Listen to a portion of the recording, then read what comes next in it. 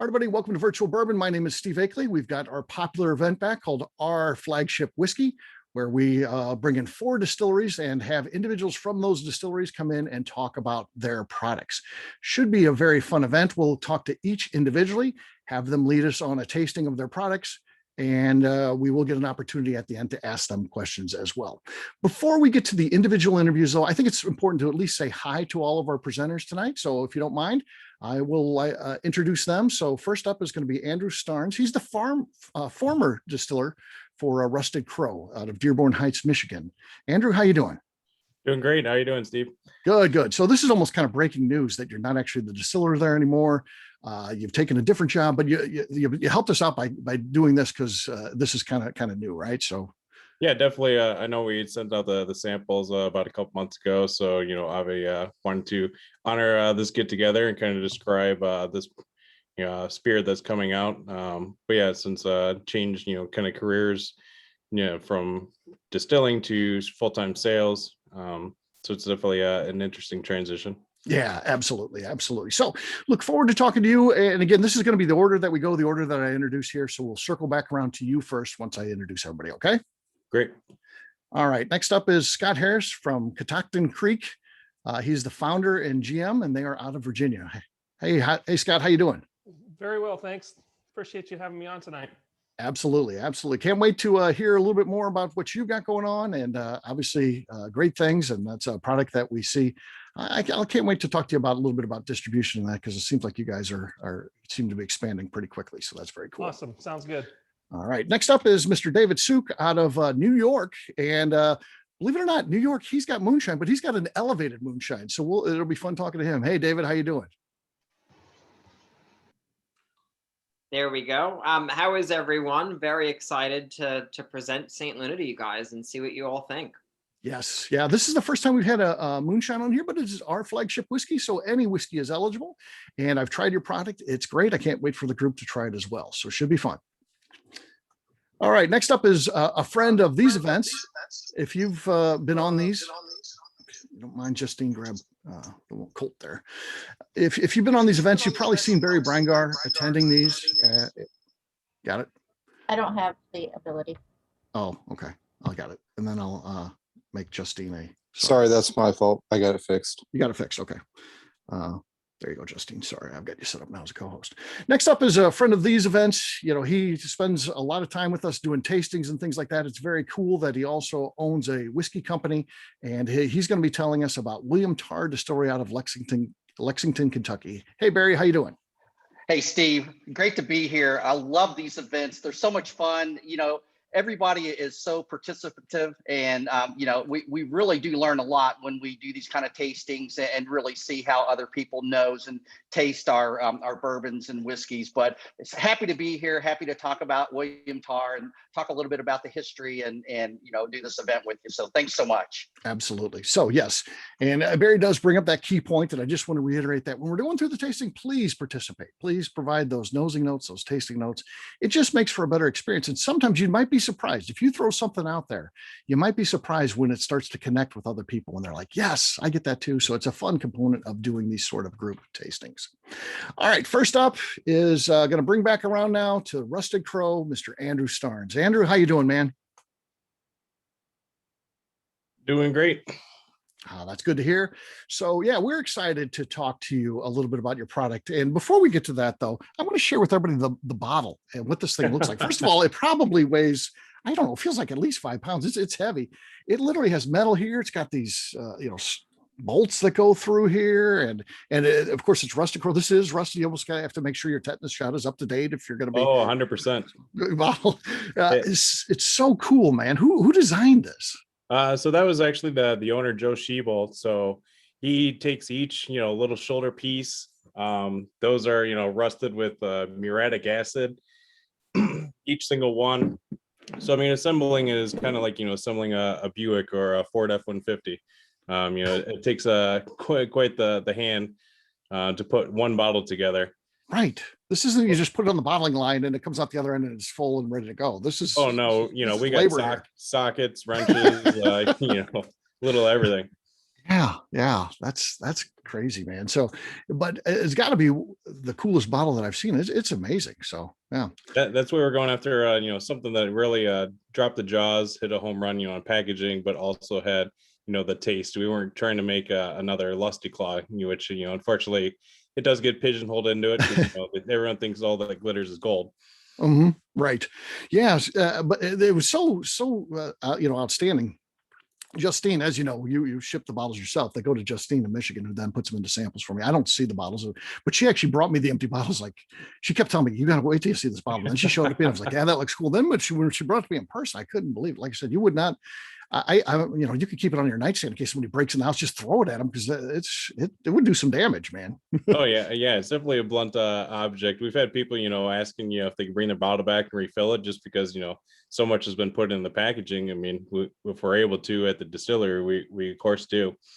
Yeah, that's a good point. It almost feels terrible to throw something like that away. You would not. I'm not going to throw that away. I'm keeping that. That's Oh yeah, an empty bottle. I'm just going to keep it just because it's cool. So cool. So tell us, a little bit about Rustic Crow, how you guys got started, and all that kind of stuff. Yeah, it's a craft distillery located in just outside Metro Detroit. Actually started back in 2014. The owner went to college for creative studies. Joe Schiebel got a degree in industrial design, and that kind of showcases in all of our packaging. And loves everything steampunk. Rat rods. The bottle kind of encompasses a little bit of everything. Yeah. So how did you come about working there? Do you have any background in this stuff or chemistry background? What brought you to? Yeah, I Rustic used to Crow? be a night vampire working at the hotels on the night shift. Researched about craft distilling and actually bumped into the owner at ADI in Seattle in 2013. Okay. So I pretty much was kind of doing the learning side of things while he was developing the business and distillery. Yeah. So kind of like a Heisenberg operation. Okay. And tell us a little bit about the company itself. Is it Michigan only? Or are you guys outside of that market? At this point? Predominantly all in Michigan with a little online distribution through Spirit Hub. So still trying to open up the channels to other markets, which is why we think that the bourbon will be a good Trojan horse for us to kind of get the attention for other products. And the whiskey that we're going to be tasting tonight, tell us a little bit about how it was developed and that sort of thing. Yeah, it's a 70-15-15 rye and barley. And then we actually have it in New American Oak from Calvin Coopage. So this is actually labeled at 2 years, but it's actually a 3-year-old spirit. Okay. And is this something that you guys put together yourself, or is this like a historical recipe? Where did you come up with the idea for it? Yeah, we actually put this together. So pretty much was laying down juice in the barrels right before I came on board with Joe. He had kind of had a recipe in mind, so I pretty much picked up the baton from him. So he did the first couple of batches himself, and then we pretty much kept going with this recipe. And how did you learn the business? Again, not coming from that, did you just learn it there from Joe, or did you work other places, or did you take classes? How did all that come about? Yeah, I took a weekend class up at Michigan State when they were teaching kind of craft distilleries, the basics, and then learned a little bit from Valentine and Ferndale. So Justin, our head distiller, kind of showed me the ropes a little bit. And then just kind of continue education, reading, a lot of trial and error, and then just kind of soaking up everything that I could from brewers, other distillers. Did take another associate program at Schoolcraft Community College, which is brewing and distilling technology. And your distillery right now, COVID's had such an impact on this industry. Were you guys able to stay open, or what was your plan? Did you have to shut down, and did you focus on hand sanitizer for a while? What was your plan of action? Yeah, we pretty much did a full stop for a while, and then changed gears to make sanitizer. When everyone was kind of called to action to make that until the big producers caught up. So we did that for a while, and then our restaurant in Detroit actually just recently opened up not too long ago. So we do have a lot of restrictions in Michigan. So just trying to keep tread water until things get back to normal. Yeah.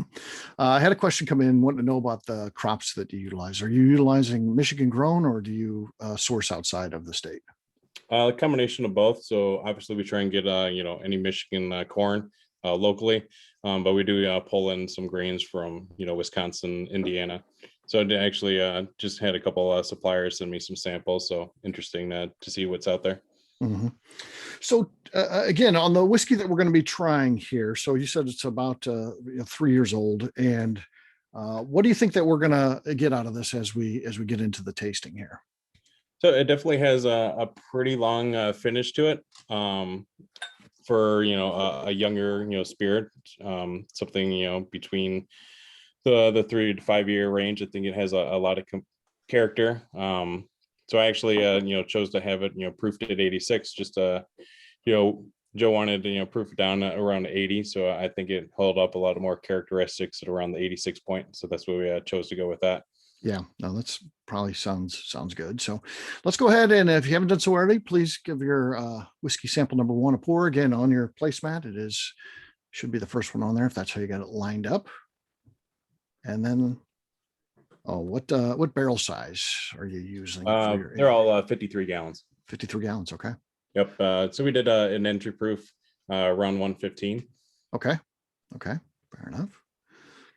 All right. Let's talk a little bit about this one on the nose. What are you guys getting on the nose? Tangerine and clove. That's good. Yeah, very, very pleasant on the nose. Mm-hmm. We're off to a good start here for sure, Andrew. I do get the tangerine for sure. What else is anybody getting? Has some subtle caramel notes kind of developing. Still a little young, but kind of vanilla-y, bready, definitely. Yeah, bready. Dusty malty on the nose. Citrus. We're hearing citrus multiple times, so I'd say that's pretty accurate. Sweet on the nose. Green citrus with mint. Yeah. Rice spices, brown sugar. Yeah. Okay. Cheers, gang. Let's give this one Cheers. a try.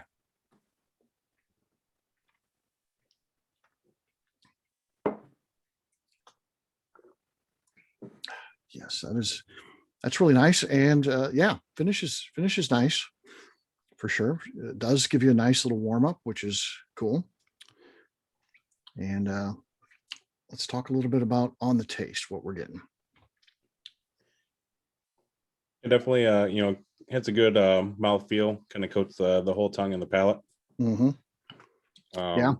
The cinnamon notes from kind of the aging and the rye spice definitely coming through. Mm-hmm. Cinnamon for both of those first responses there. Yeah, the legs are nice. You see in your glass there. So good mouthfeel with this one for sure. Definitely kind of warms up the gums as it hangs out and dances around. Mm-hmm. Mm-hmm. Citrusy forward, round, long cinnamon finish, rye tingle. Yeah. A little bit of a brittle flavor, we're saying there from Jason Sauter. Orange and mint, a good amount of cinnamon, spices, light oils that linger. Yeah, a lot of good notes there, don't you think? Definitely. Yeah, I like when we see a lot of feedback like that. It shows you the layering of flavors, which is always good. What makes the product so unique, I think so. And we actually kind of tell you about the process of how we mash. I mean, we open ferment in a 300-gallon IBC tote, have a 400-gallon pot still. So definitely has a lot of contact with the copper, no reflux, just a straight column. Question about the mash bill again. You said that. What was it? 70, 15, 15, 15, Correct. right? 15 malted. Yeah. Yep. So yeah. Okay. Price point on this. So so this product the price at the distillery is 70. okay. I'd say based on what I'm tasting here and the look of that bottle, that seems to be very nice. There you go. Yeah. Production cost of the bottle a lot. Yeah. No doubt. There's you factor in the bottle, then then like I said, the cost of putting it together and all that. So It's about $35 in packaging. We estimated with the metal parts from Buenos Aires, the glass from overseas. We actually have a local manufacturer do the bolts and the shoulder pads. So did try to tie in some local assets. Yeah. Yeah. If you've got 30 tied up in the bottom, 70 sounds like an incredible deal. So yeah, I mean, and it's a showcase piece. If you've got a bar and this is a bottle that you want on that back bar, because people will ask about it. I would guarantee you that's something that they'd be asking about. Oh yeah. I'm seeing a lot of questions. Where is it available? Currently just at our distillery, which is in Dearborn, Michigan. Mm-hmm. Okay. If only we knew someone from Michigan that could secure some of that and send it. Oh, that's right. Justine, our main person. Yes. Justine will suddenly become very popular making runs up We'll to be bootlegging up to right. We're going to turn Justine into a bootlegger again. She's already sending out samples, so why not? Add that to the list too. So, and you mentioned the online thing. Where your products online, is that a limited distribution you can get online, or is it one of the places that kind of ships everywhere? Yeah, that one is kind of limited. I think they have 5 states. Spirit Hub, located in Illinois. Then they ship out to, I believe, 4 or 5 states. So we're still looking to, kind of turn on the other channels, like a C box that has larger online distribution. Mm-hmm. Well, this, my friend, is really impressive. We're off to a heck of a great start here with this, and the comments reflect that. People are liking it. They're wanting to get a bottle. So yeah, that's cool. Justine has several new best friends. Yes. Yeah.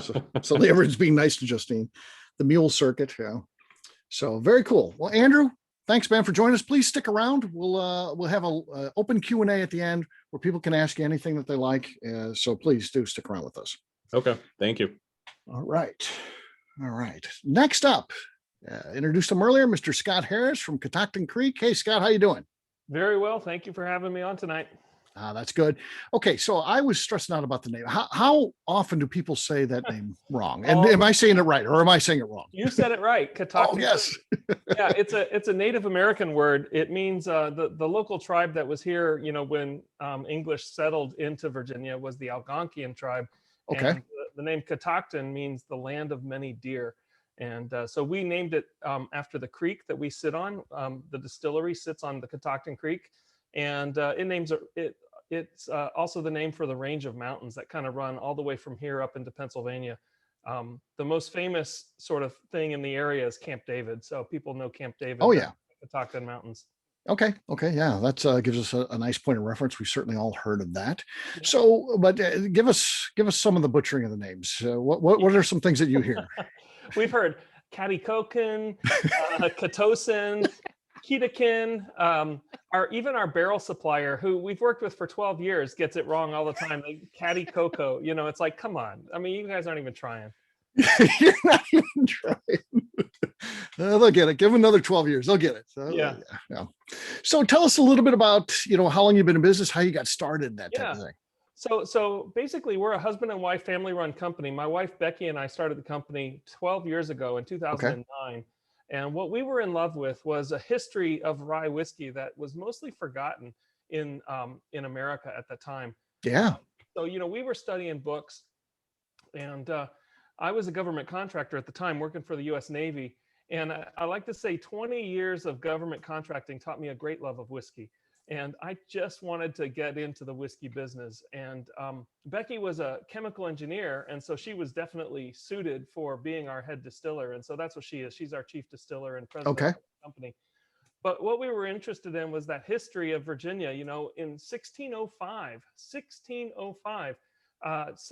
English settlers settled Jamestown in Virginia. And from right away, a guy named George Thorpe started making whiskey in Virginia. And for the 1600s and for the 1700s, that's almost 200 years, those colonists were making whiskey on every little local farm and village in Virginia. And that whiskey was most commonly rye whiskey.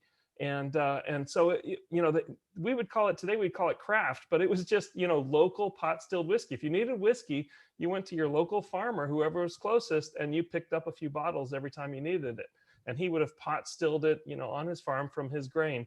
And that's what we're really trying to emulate, is local grain, pot stilled whiskey, aged and made in this Virginia climate. And so we're really trying to sort of hone in on the Virginia rye whiskey thing.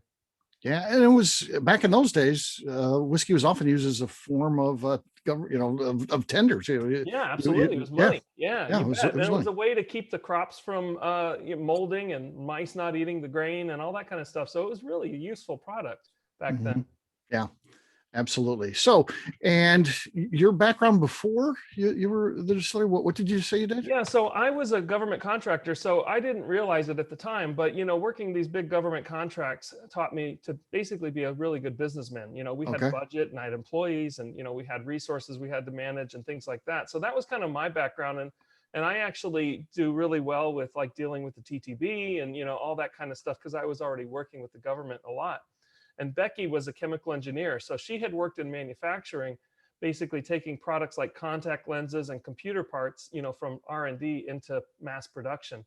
And so it was my design to say, you would make a really good distiller, hon. Uh-huh. And I twisted her arm, and she finally said, "Yeah, okay, I can make whiskey, but the challenge that she put back on me is, but can you make money making whiskey?" And that was the challenge, right? Is in 2009, when we were having the big recession, too big to fail, and all that stuff, was can you go to the bank and get money to make this distillery? And the miracle for us was that the bank said yes. And so we had a $250,000 loan of SBA money, and we started our distillery, and here we are today. Wow. And, it sounds, really great now. Great story. We know the ending, you guys are doing great and all that. Well, hopefully not the ending yet. but you're definitely, things are going well, but it had to be tough in there, right? There was some tough times. Yeah. It was absolutely tough. I mean, there were times, I would say 2 or 3 years in where, we, weren't going to make payroll. We'd have a slow, whiskey's a seasonal business, and it kind of slows off in August and July and times like that. And so, we would have slow periods where Becky and I would have to dip into our personal savings to make payroll for people.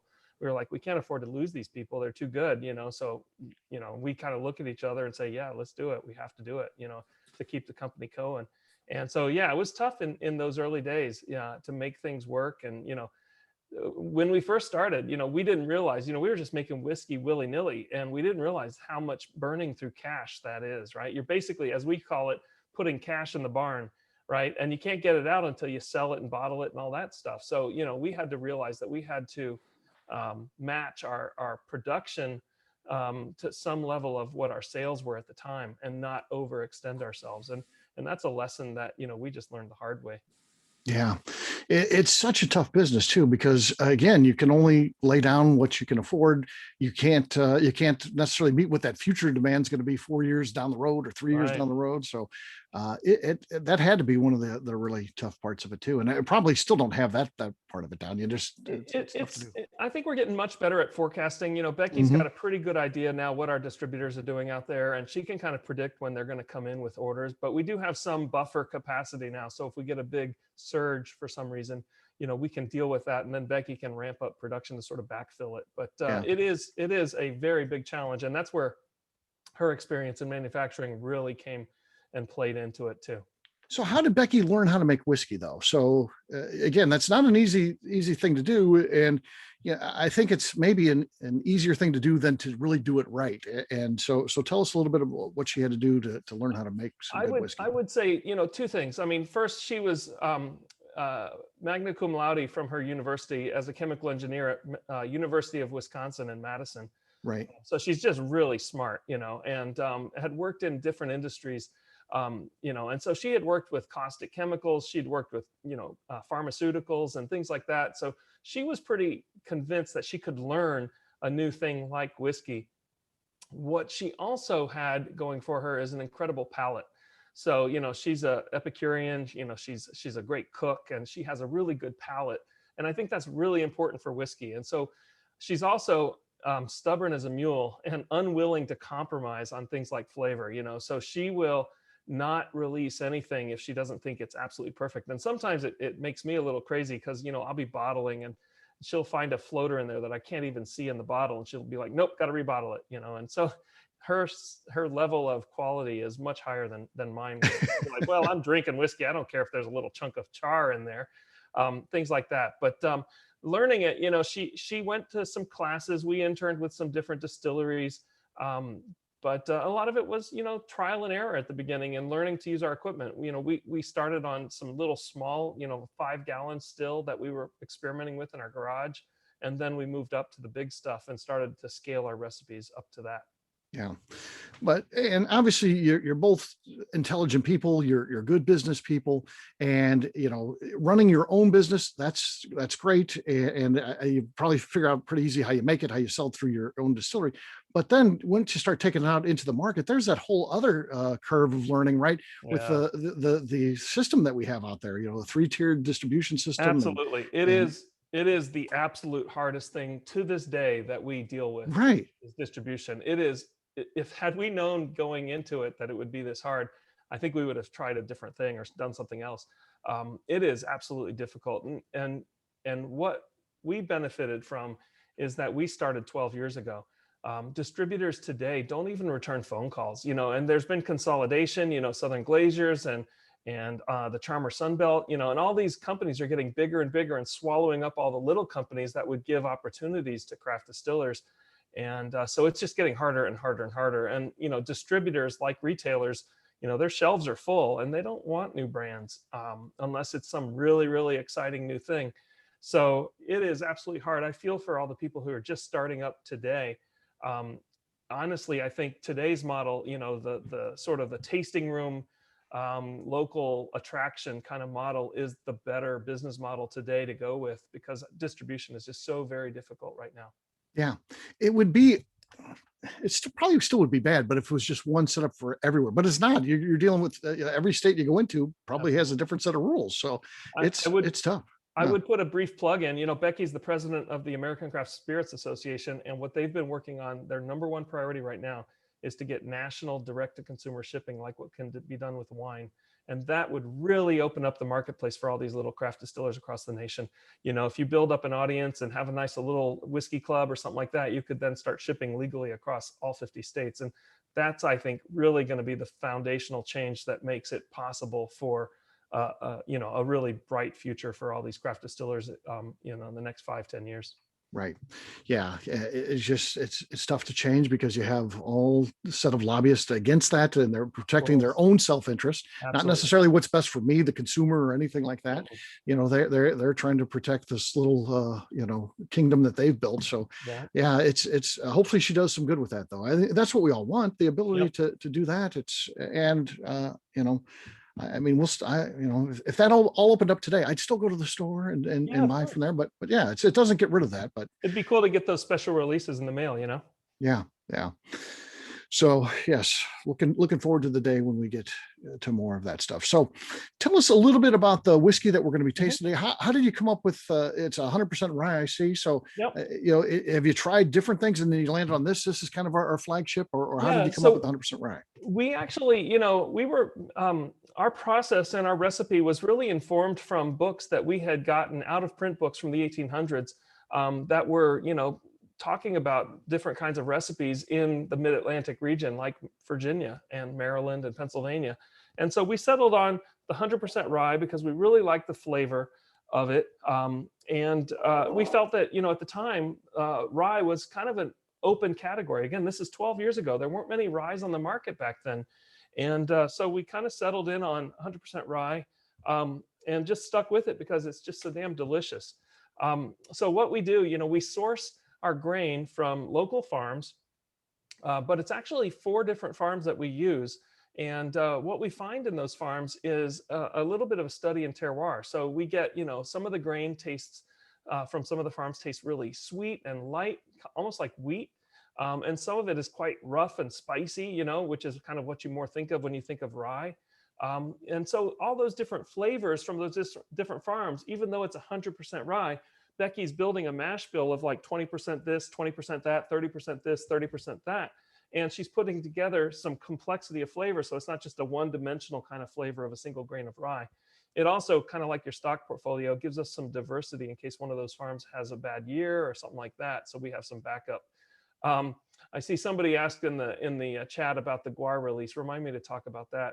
But anyway, so we start with that. We then mash that grain ourselves. We've never sourced anything. So, I didn't want to get into the whiskey bottling business. I wanted to get into the whiskey making business. And so we mash that grain, then we ferment it for about 5 days. And then this is super important for us is everything is pot stilled. So it is distilled using a 9-hour pot run where we get a really nice chance to take our time and pull out the very best of the hearts. The whiskey flavor, is changing over the course of that distillation, 9 hours. We're getting a nice reaction in the mash, cooking it, getting richer caramel notes that come through and things like that. So that pot still is really important. And then we barrel age it in our Virginia and Minnesota white oak barrels. We use 30-gallon barrels for this Roundstone Rye product line. And that gives us a nice interaction with the wood. In the hot Virginia climate, we get these 100-degree summers and we get below zero in the wintertime and everything in between right now in springtime. It's like it was 80 today and next week it's going to be 58, So all of that Right. crazy weather is just driving the whiskey in and out of the wood. So we just get this beautiful natural color development and flavor development from the barrel. Where can you find your products now? I do see them out there quite a bit. So it seems like you've done a good job of navigating the distribution, but tell us where we can find these at. Yeah, so we're currently in about 29 states. Most of the states that have a big city in it, like St. Louis, Mhm. we're going to be in those states.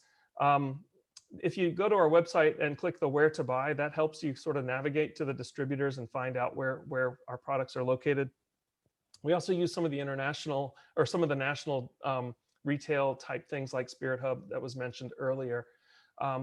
Total Wine is a pretty reliable national chain that carries our stuff, but we also like to be in all of those little family run independent retail stores. And so, if you go into your store, if you're in one of the states that we carry, you can generally ask the store to pick it up from your distributors and they'll bring it in. Okay. So Ed asked a good question. Is 100% rye, is any of that malted rye? None of it's malted. So we use entirely unmalted rye, which means, of course, we're using enzymes for that. Correct. There's that's our little nod to tradition, and then we do something modern with it. So when we were talking, Becky was good friends with Dave Pickerel when he was still around, and he really was a big advocate for the enzymes. He's just said it gives us consistency and reliability over and over again. Right. Absolutely. Everyone's working ahead here. So And they're already into it. There's all kinds of notes out. I haven't even opened mine yet. So I'm going to open this up and pour it, and then let's I talk like about several mentions of butter, buttered toast, and things like that. Butterscotch, definitely that kind of buttery note, is really really common on this one. Burnt caramel. I say sometimes flan. Some of you guys might notice maybe some little bit of, I say toasted nuts. I think somebody said pecans earlier. Sugar cookie. Spicy. You can tell it's a rye. This one, I get notes of clove and nutmeg and cinnamon, kind of those baking spices in there, which really distinguishes this one. All of our whiskey is single barrel whiskey. So these are the ones that are chosen about 1 barrel in 10 based on Becky's preference for the spicier stuff coming out of the barrel, gets bottled into this 92 proof. This 92 proof, and incidentally, last year in 2020 was named the third best whiskey in the nation by third best rye whiskey in the nation by Wine Enthusiast magazine. It gave it 94 points. So Wow. Really, really proud of that score. Yeah, congrats on that. That's huge, obviously. Yeah, you're butterscotch, buttered rye, black tea, citrus peel pancakes, butter and syrup, butterscotch cookies, nuts, lemon. I definitely get the butter on there myself. One note that I'm kind of getting is a bit of peach in there too. I didn't see anybody else say that. Some of that stone fruit. Becky would say Yeah. that too. Yeah, stone fruit. Cherries or plums even sometimes. Yeah. Mm-hmm. A little zing, lots of spicy. All right, now we're already talking taste. So I haven't done that yet. So cheers, gang. Let me get caught up here. Everybody have their taste if they haven't already. Mm-hmm. Oh yeah, wowzers, that is great. Really good. Mm-hmm. Yeah. Of course, it's never chill filtered. So, for us, basically coming out of the barrel, all we're going to do is add a little bit of our mountain spring water that we have here in Purcellville. We're tucked into the Appalachian Mountains on the east-hand side of it.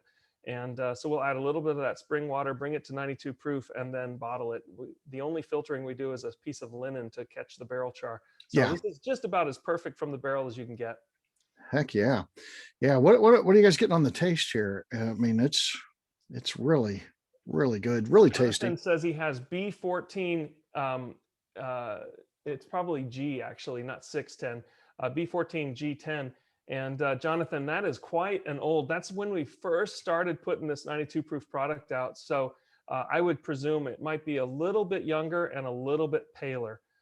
Be interesting if you reply back and let me know if I'm right on that. Okay.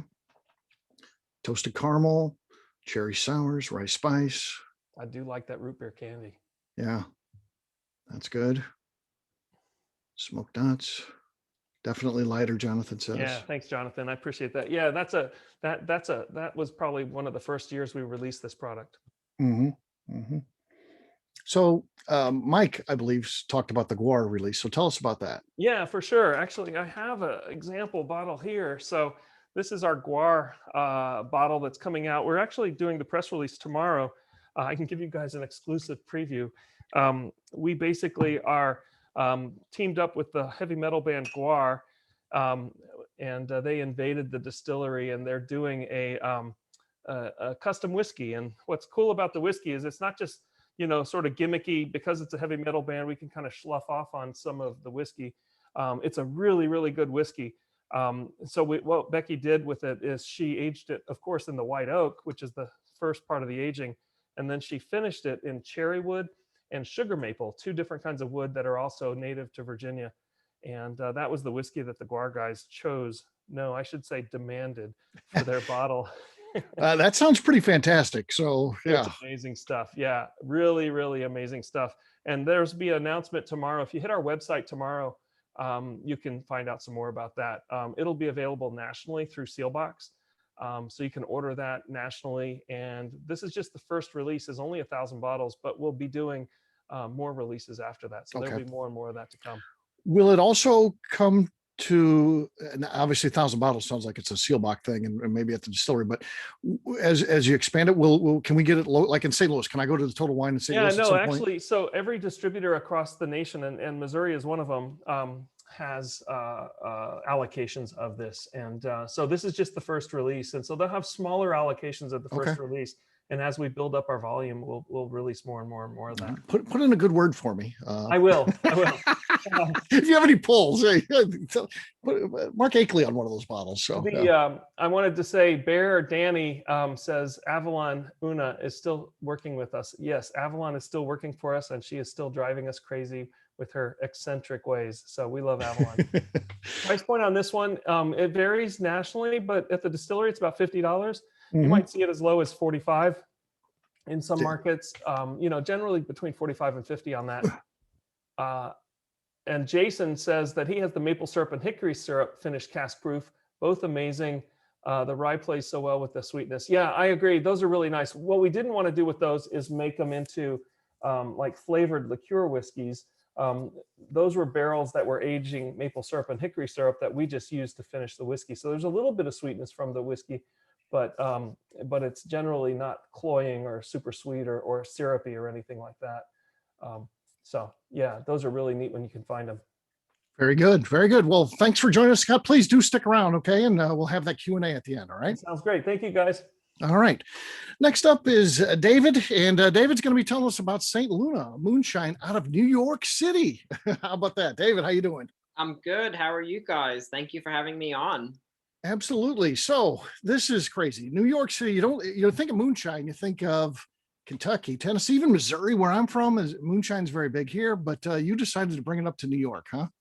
I did. Well, actually, so I had the idea about premiumizing moonshine, taking that piece of American heritage and introducing it to the world, really, just in a way where it was extremely cocktail forward, very smooth, and just not as intimidating as your traditional mason jar moonshines.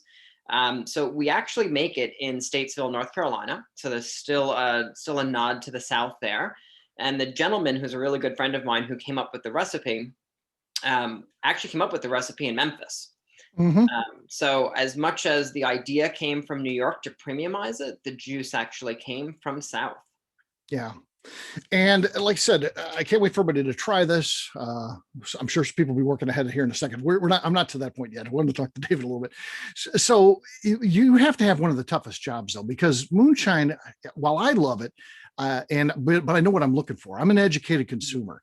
So often you're dealing with people just selling neutral grain spirits in a bottle that's flavored. It's really almost like a flavored vodka. You're talking about some real moonshine here, right?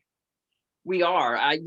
The reaction is really different. Like if I'm down in Chattanooga asking people to try my moonshine, then they always say yes. Whereas New York, it's pretty much 50-50. Right. But once somebody tries it, then they understand what we're trying to do. Yeah. And you're out here, aggressively working the scene, going to bars, talking to bartenders, showing them, having them, try the product, learn how to make cocktails with it, all that kind of stuff, right? Yeah, and just to respond back to Scott, I believe it was, talking about all the distribution challenges. I mean, it's hard, and distributors definitely don't call you back, that's for sure. But one solution that I've sort of found help is I started working with key mixologists in various cities and actually giving them pieces of equity in my business. Mm-hmm. Just getting them motivated to talk to all there's great new spirit out there. Because once you've got a little bit of momentum in some of these key prestige accounts, then the distributors start calling you back. Gotcha. So are you limited run of doing this? Like, okay? it's Are you pretty new? so are you beyond the New York borders now? So where your product at? We are. So we actually just signed a distribution deal with a company called Vintage Imports for New Jersey, Delaware, and Pennsylvania. Okay. I have 3 separate distributors in Tennessee, actually, because that's a franchise state. So I can't have the same distributor for all of them. So Mm-hmm. we've just picked up Nashville, which I'm super excited about. Yeah, I guess so. Yeah, that's really cool stuff. So, again, why did you decide to go this route? So many people who are doing what you're doing wanted to look in and source a brand. They come in with whiskey because whiskey's so hot. Why did you like to go the moonshine path? Because I thought it was an untapped category, and I figured if I could be first to market and kind of define what modern moonshine could potentially be, then I could actually define what it could be. And I wouldn't necessarily need the budgets that other companies have to get their product out there. Right.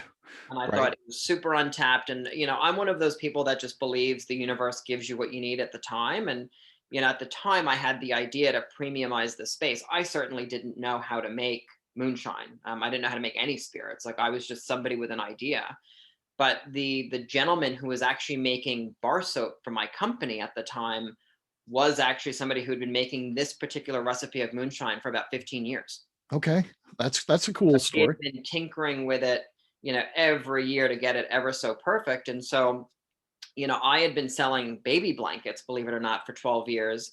And it was the second private equity sale that we had gone through. And, you get to that point in life where you're just like, oh my God, I can't go to work ever again. Like I hate everybody I work with, and just, these guys have come in and they've sort of started to destroy everything that we've built up. And it was that moment that I called Scott and just said, hey, remember a year or 2 ago, I had mentioned I kind of wanted to premiumize moonshine and create a whole new category of shine. Do you think I could fly down he was living in Chattanooga at the time, but do you think I could fly down and actually try your juice? And so, I mean, if that conversation happened on a Monday, I think I was on a plane by Thursday. And we distilled the most incredible moonshine. He had an old beer keg that he had converted into a still, and we just sat in his buddy's driveway and just stilled off what is now St. Luna. Wow. Yeah, that's crazy. So, yeah, you get things locked down. You get to your service provider. You get all that. What else do you have to do then to get into this business? Because again, it can be very difficult from someone who's not coming from a family that's done this their entire lives. You're doing this on your own. Was it just a matter of then navigating through the paperwork of the government and stuff like that? That's a big part of it, and then finding somebody that could actually make the juice for you, because I'm also not a distiller like a lot of these guys are.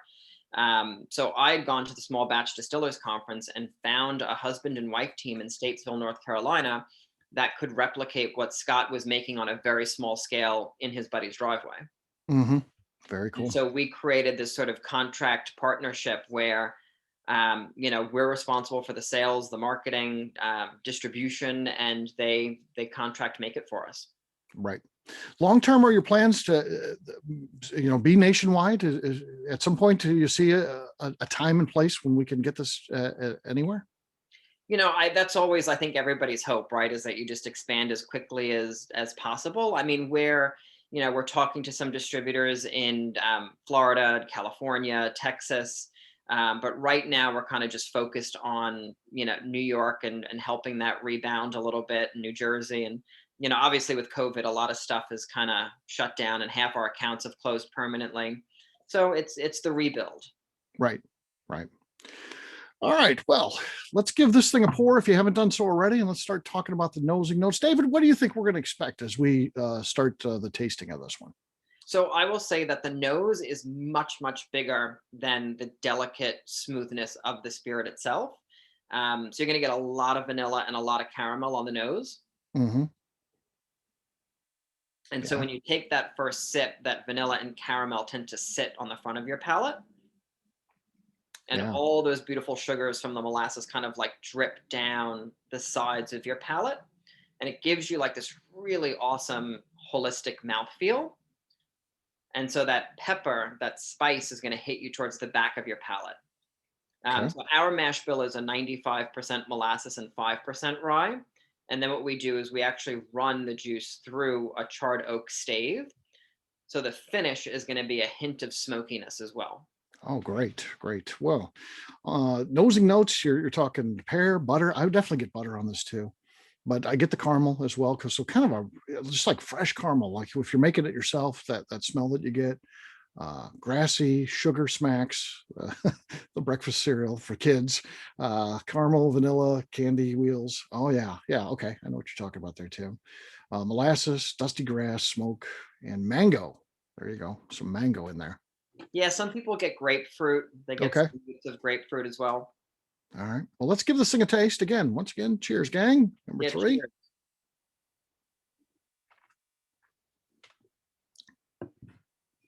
Yeah, I mean that is 100 proof. Boy, that drink's easy, David. Yeah. And it's smooth. It is smooth. Delicate.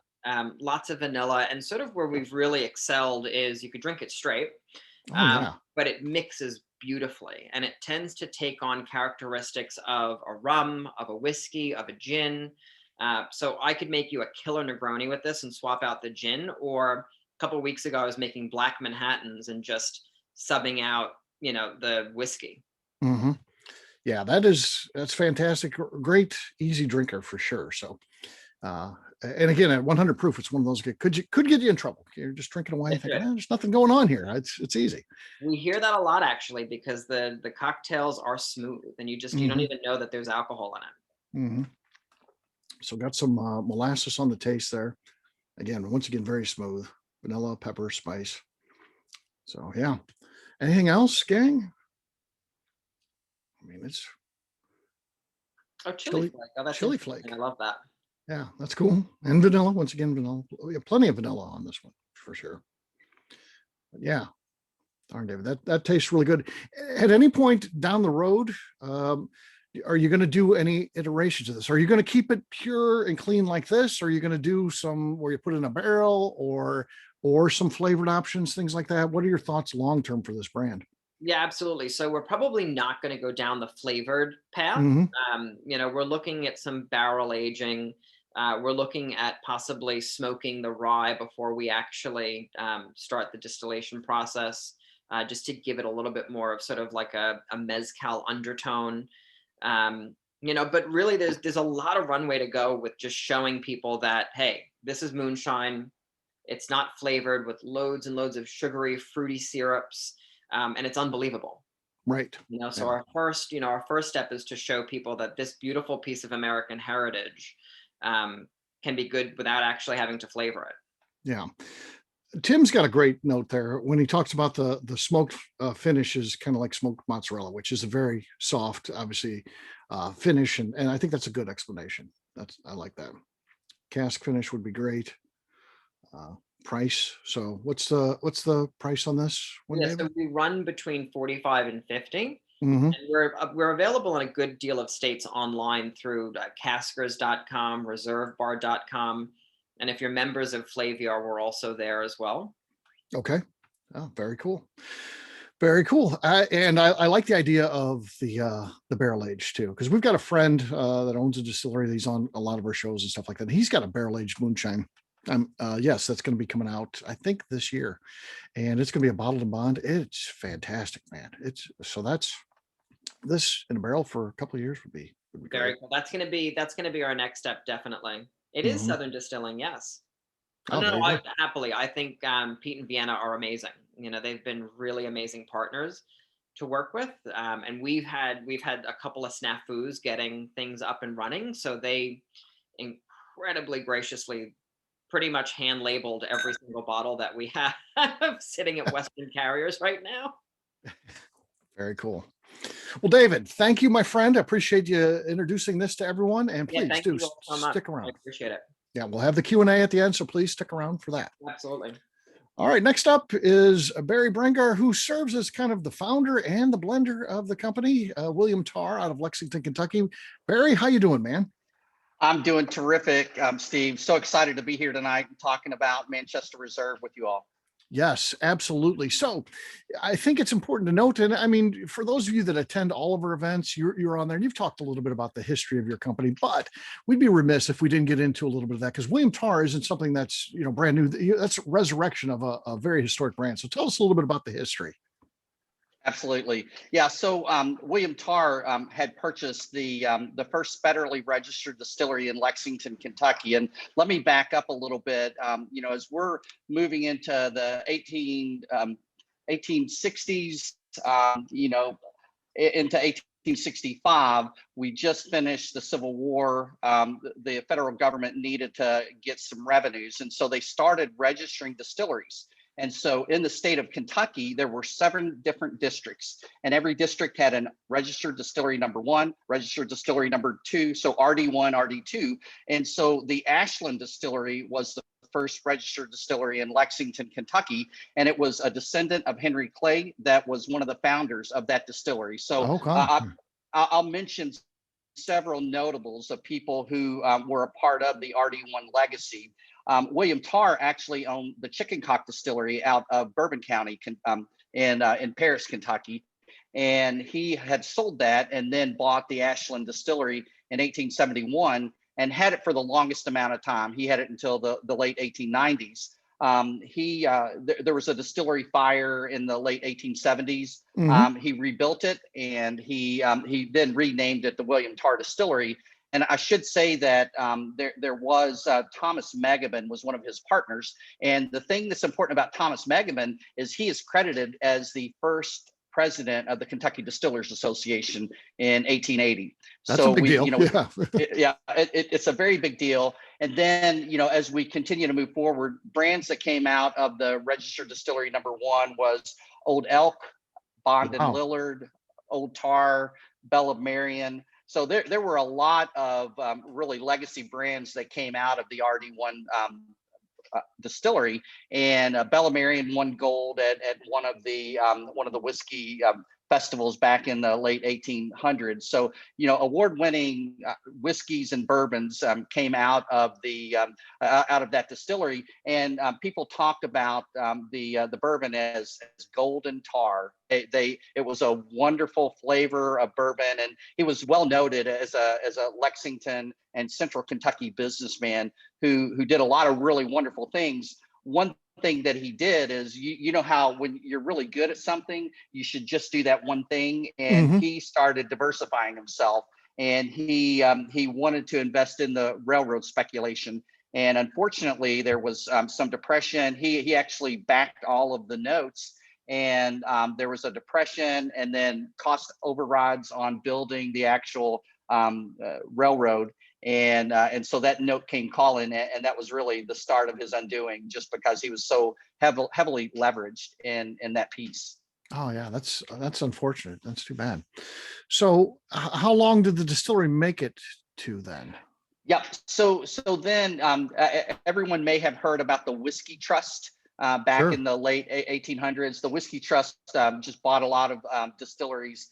And so it actually changed hands to the Whiskey Trust for about a year. And then another Lexington lawyer,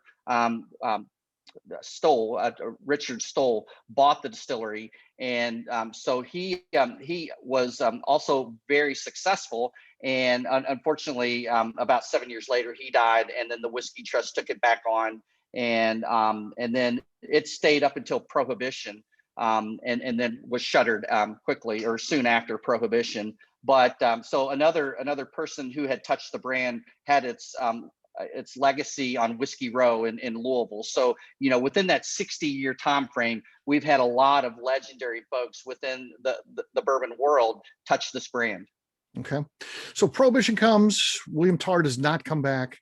Tell us a little bit about your background, and then get us to how you decided to get into the business, and then how you were able to secure that very cool name that has such a great history. Yeah, we were really fortunate that the trademarks were out there and available. My background, I'm a native of Lexington, Kentucky. I think that if you live in Kentucky, bourbon is somewhere in your blood somehow, some way. And I followed around several bourbon groups. One, the Lexington Bourbon Society, and I loved the premise of this nonprofit, which was they were a drinking club that had a giving problem. We did fundraisers. This club would rub elbows with Al Young, with Brent Elliott. We would do fundraisers, and we're drinking, right alongside these guys, and just a super fun environment. But I got a really good education in meeting distillery ambassadors, owners, and getting a good look at the back end of the business. And so I decided I was going to start a distributorship, a boutique distributorship. And if anyone, we've already talked about, the difficulties of distributors. It is a industry that is so difficult, so many barriers to entering into that market. And so I was fortunate to get paired up with some business folks. Actually, Coach Mark Stoops of the Kentucky football head coach is one of our majority owners, along with Mike Catoctin. Mike's on the call today, and they're major owners. And I don't have to worry about looking for money any longer. I'm just focusing on the brand, and Right. And so we've got a plan. We've got about 600 barrels that are aging right now. We're a virtual brand, so we're contract distilling, and we're looking at putting down about anywhere from 11,000 to 17,000 barrels. So you're going to see William Tarr be distributed nationwide. That's our first label that we're going to put out, and that's going to be a bourbon. What we're tasting today is a whiskey. It's a combination of a rye mash bill, a 51% rye mash bill, and a bourbon mash bill. And these are Kentucky straight bourbon or straight whiskeys that are blended together. This is 114 proof. And if you read the back of the label, Justine probably read it. It says that our master blenders roam the rick houses looking for the very best barrels. And I would say in Kentucky, just to give a plug for the Bluegrass State, when you get barrels that are aged anywhere from 7 to 8 to 9 years, it's kind of hard to find a bad barrel. Right. So we were really fortunate. The what you'll see here on your sheet is it says a blend of a 7-year bourbon. 10% of the blend is that. It's actually 40%. We needed to up that proof to make sure that when you go to bottle, you lose a little bit of proof when you move it in the tanker and go to bottle. And so it's very important to hit the right proof on that label. So we ended up adding 60 additional 8-year bourbon barrels of that same mash bill. So it's 40% is the bourbon mash bill of 75% corn, 13% rye, and 12% malted barley. And then the 60% is going to be the rye mash bill, and that's a 51% rye, 37% corn, and 12% malted barley. Okay. And we're going to be looking at, it comes in at 114 proof, correct? Yes, it does. And what I would say, I should also say, it's a best in class whiskey. We won gold at the Denver International Spirits Competition. Congrats. Thank you. And we just won silver at the San Francisco Way to go. Spirits Awards. Yeah. So we're excited about that. We're claiming best in class. and we're saying that it's now a premium Kentucky whiskey. Absolutely. And for right now, distribution, is it just limited to Kentucky? Or are you available in other states as well? This one's going to be a limited release, and we are distributed by Republic, RNDC, and just to the Kentucky marketplace. We are on Spirits 360, but as we understand shipping laws, we have to make sure to get our license for all the reciprocal states. We are looking at a couple of distribution locations in Washington, D.C. that would be able to ship, to all the 50 states in the continent. But we're still working on those pieces of it. But we're gonna work with our distributor and our bourbon consultants to really pick out the best first place to go with our spirits, and that could be probably a contiguous state to Kentucky. It could be the Florida marketplace. I mean, there's so many states that people love whiskey, and it's going to be, the numbers are going to tell us where we go first. Right. And a bottle, what's the going rate for a bottle? Yeah, $79.95 for a 750. Okay, that sounds like a deal. You said you and I were doing some email today. I always check in on like the day of for presenters and stuff like that. You said you had some news. Was it something you already covered, or is there something? I want to know if there's something exciting here that I haven't got to yet. Yeah. All right, I've got two things, and one is that is anybody going to go to the Bourbon Festival in Bardstown this year? You're going to be there. We're excited. We're going to be represented in the craft tent. But we're going to be one of the sponsors for the educational tent, and that's a big 40 by 40. Steve Coombs, if you know Steve, sure. He's a whiskey writer. He's going to be setting up the educational components, and he reached out to me, several months ago, and he had a concept, and I'll just let the cat out of the bag. So if you attend this, every bourbon society in the state of Kentucky is going to bring their very best barrel picks. And there's going to be a battle royale of barrel picks that they're going to try to determine which society has picked out the best barrel pick. That's a cool idea. Yeah, very cool. Isn't that a great idea? That is a great idea. Yeah.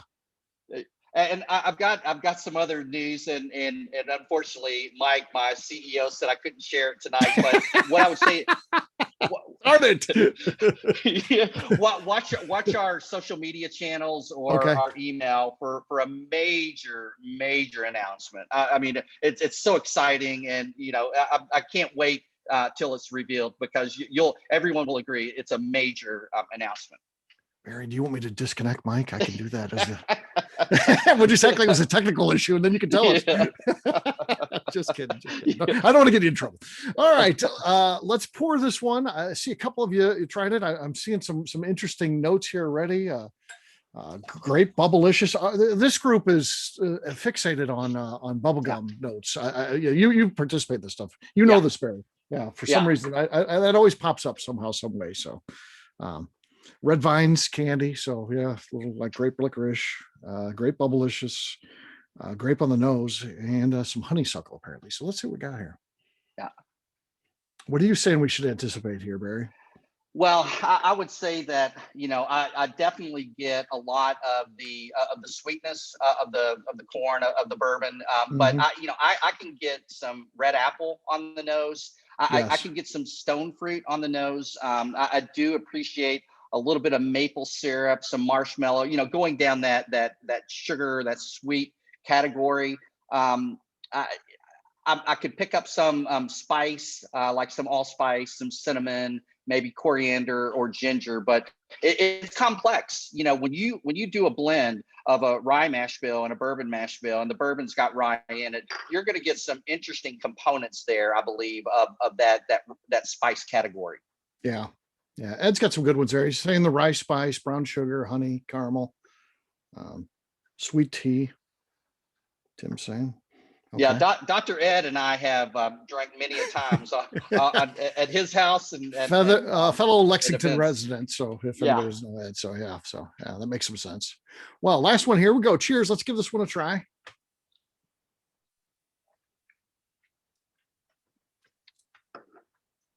Oh wow, Barry, you talk about layers of flavors. You're gonna have to try that one several times. Yeah, it's complex. It is. I'm definitely getting some of that grape on the taste, but I'm also getting, pancakes in there, getting some of that rye spice that's certainly still around there. So that's good. Yeah. Sweet caramel in the front, rye comes in right after the spice. Yeah. Yeah. Spice lingers on. Yeah. It does stick with you for sure. Yeah. Mm-hmm. Yeah, I get that gingerbread, maybe some peppercorn, some baking spices on it, pipe smoke, leather. I mean, it's really complex. And this one pairs really well with a cigar. If you like pairing cigars with your whiskey, this one does pair well with one. Wow, there's so many flavors here. It almost seems like it's a finished product. It feels like you're Yeah. picking up something from a secondary barrel. It's really, really good, brother. That's amazing. Yeah, thank you, Mhm. Steve. I think that it's it's that little bit longer in the barrel, and really when we added those 60 barrels of the 8-year bourbon, it rounded out the rye mash bill, and that those complexities that you said kind of tasted like a finished product. This was for us. I thought we were pretty fortunate to knock it out of the park with our first blend. Yeah. Yeah. Boy, this is great. So this is still readily available. Is this, if I come to Kentucky, I can find this? You can, and you'll see it on you'll see it in every liquor barn. In fact, we're getting ready to do a couple of tasting events where Coach Stoops is going to be signing bottles. Mhm. And right now in the liquor barn, if you're in Lexington, the Beaumont Liquor Barn, they have an end cap. They probably have about 40 bottles out in preparation for Coach coming over there signing bottles. So you can find it in all the majors, Kroger's, and some of the independents too. We're widely distributed throughout the state of Kentucky. All right. All right. Other notes. Mild grapefruit on the finish. That's interesting. Sumatra wrapper, toasted nuts, coffee notes on a cigar. Yeah. Yeah. This would be a very, very good pairing for a cigar. I could totally see that. Not a huge cigar guy myself, but every once in a while. I like cigars. I enjoy cigars, but I don't know how you do it the next day though. That's what bothers me when I wake up and then taste in my mouth the next. That's what I don't like. Yeah. That's why I don't smoke more Yeah. cigars. Yeah. Yeah, it's one of those habits, and bless my wife's heart. She follows me around. She hated bourbon, and now she'll sip bourbon. She can't Okay. stand cigars. She'll follow me into a cigar bar. She is such a supportive person, but she's like, please don't pick up a bad habit. Right. Right. Tim's saying a regimen of mint toothpaste and Listerine is key, I guess. Okay. Night before and the morning after is key. Okay. That's cousins there providing that advice. So they've consulted with one another, I think. So great stuff, Barry. I really like it and appreciate you coming on here. And it's great to know that you're making such great whiskey. So I'm really excited about this, man. So Thanks, Steve. Thank Appreciate it. Mm-hmm. All right. Well, we've heard from 4 different individuals from 4 different distilleries, all with great stories, and we really had some great whiskey. So first of all, let's hear it for all 4 of the companies that share with us. Everyone brought just a fantastic item for us tonight, and I'd like to turn it over to you guys. You guys are free to open up your mics now. Feel free to ask questions. I like it best when you just ask the question, but you can still put it in the chat if you prefer. So that's okay too. But anybody want to ask, you can ask either anybody individually, or if you want to just ask for the group, that's okay as well. Hey, Steve, I have a question for David. Sure, go ahead, Hey, Patrick. David, I have a question about just the mash bill, the product, right? So is the inclusion of the 5% rye the only thing that's precluding it from being labeled a rum? Yes. Okay. Yeah, so by legal TTB definition, I'm actually a specialty spirit. So there isn't quite a place for what we're right. like.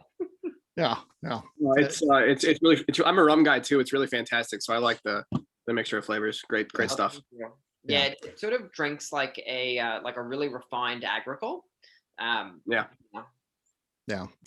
Moonshine is a bit of a catch-all because it's an unregulated term, which is great for something like this. And that's where you get into some of the bad stuff too, which has to be a problem for you. I just can imagine the education that you have to do when they've tasted some of those big national brands. And that's been people's experience. They're like, oh, I don't like moonshine. I can't blame them for not liking moonshine when they're tasting some of those big names. Horrible stuff. I'm not a fan of that. What's interesting, Steve, is that a lot of the people behind bars are actually from the South.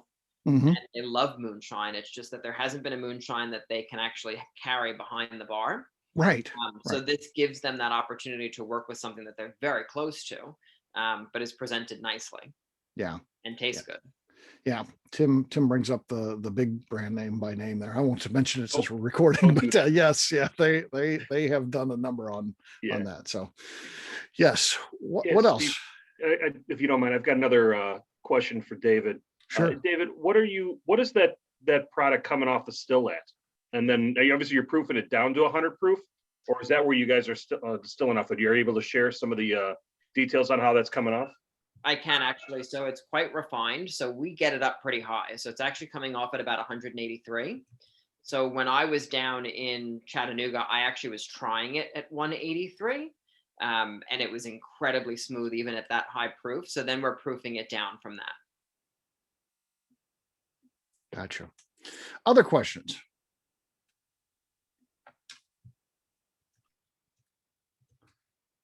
Anybody? I got a question for Scott real quick. I know we were talking about the batch that I have that's early on. How old are you aging now?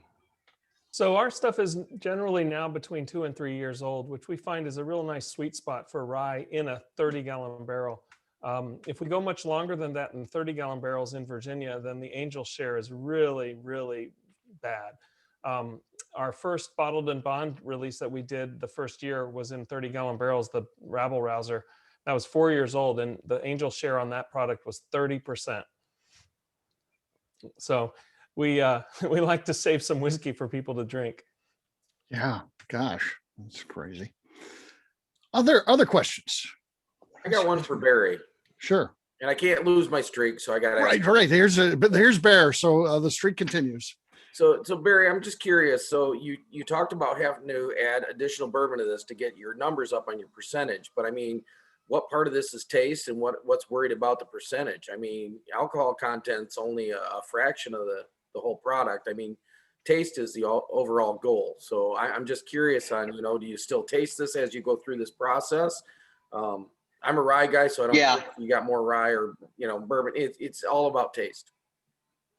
Yeah, it was because we already had submitted our label for COLA approval, and we had to keep it at 114 proof. So we needed to add, and what we wanted to do is we wanted to add more of the bourbon mash bill because that's what we had available to us. We didn't have any more of the rye mash bill to add to it.